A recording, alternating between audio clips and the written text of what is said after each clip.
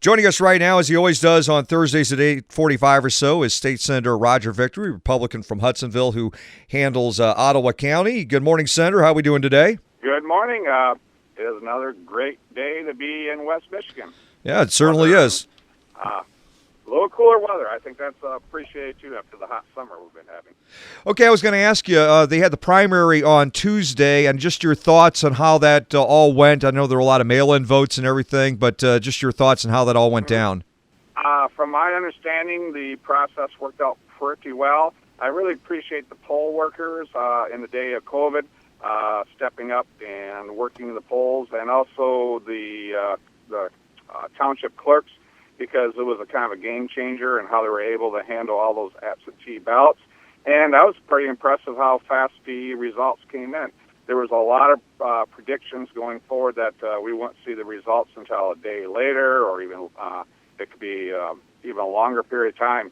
However, that did not come forward to be an issue, and it seemed to be that the system worked, especially here in Ottawa County. And I just want to do a shout-out to Justin Roebuck. He's our county clerk. They put a lot of time and effort into it.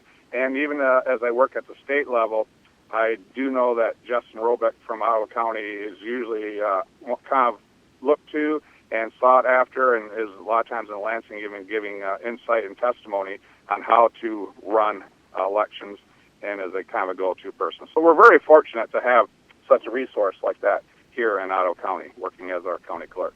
State Senator Roger Victory joining us right now. You have a state senator, I think it's Tom Barrett, who's out with COVID-19, and I guess your sessions in Lansing are not happening this week at least. What are you hearing about him, and has anyone else tested positive, and how are you guys working right now?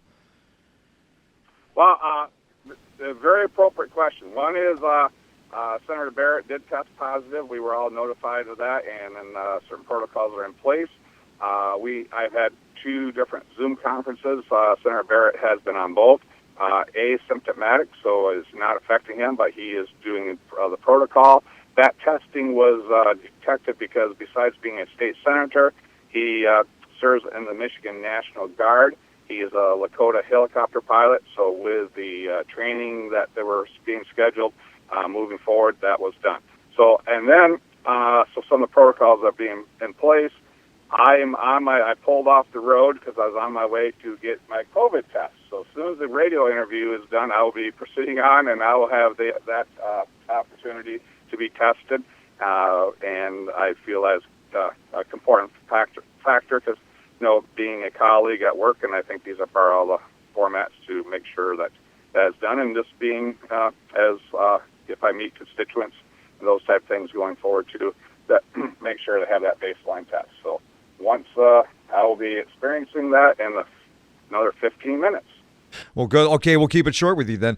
Obviously, the Republicans. Oh, no problem. We got plenty of time. I scheduled that as I put you guys first here, and then even making that arrangement. So we got plenty of time. Oh, I appreciate Don't it. worry about that. Well, where does things stand with the lawsuit against Governor Whitmer and her executive powers? The circuit court had the hearing. They had oral arguments this past week. I was not able to listen into the oral arguments. That was they did post that. You could listen to the discussion. In fact, while that was going on, I know I had another Zoom conference going on, and there was a little bit some commentary on it. So that oral arguments have been presented.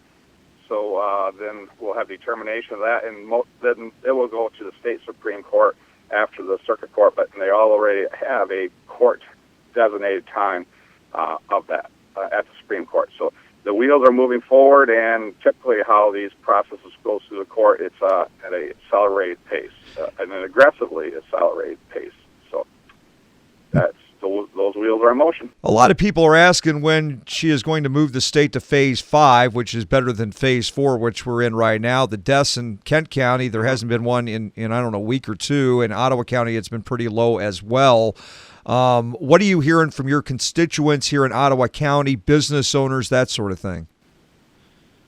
Yeah, it's the biggest thing is some certainty and the decisions based on the science. You have just highlighted some very key indicators there, and if these indicators are coming through, can we proceed smartly going forward. And so what I've been hearing from the business community and a number of constituents, it's still they haven't had that consistency of the determinations of these executive orders.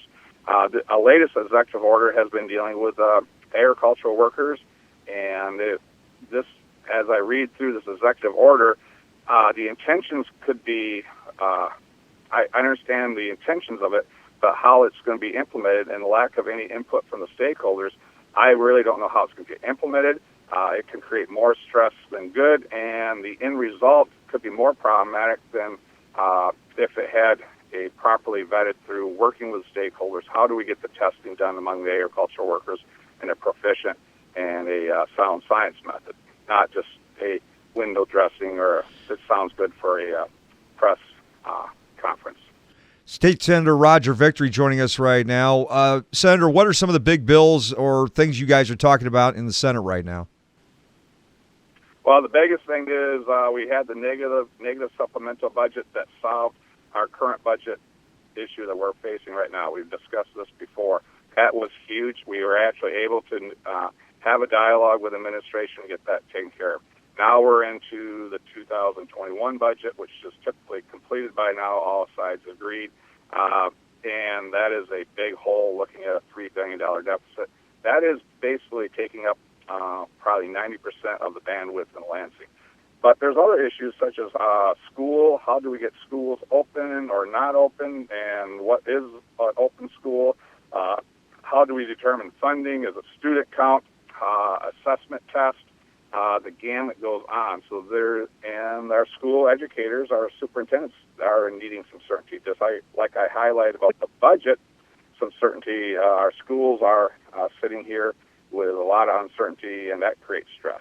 And not just from the superintendents and those who operate the schools, also among the parents. So that is a lift that we will, in a short time span, be working to get some definition on too. So, and then meantime, there's other bills going forward. Even dealing with issues such as our environmental laws. There's some components there. High water issues. We've discussed that in the past. There's legislation on that we're dealing. So again, it's a unique time in Lansing, but you hear the expression, you got to walk and chew gum at the same time, and that's definitely the case. COVID is dominating it, but we have to still be, operate government, and life does go on. What is like Mike Shirkey or the Republican leaders or even the Democratic leaders, are they talking to our state senators and state representatives in Washington about seeing how much money states can get overall from the feds in regards to helping out state budgets? Because Governor Whitmer talked a lot about that early on yesterday in her press briefing. Yeah, that is a huge issue, and we're having dialogue with our partners at the federal level.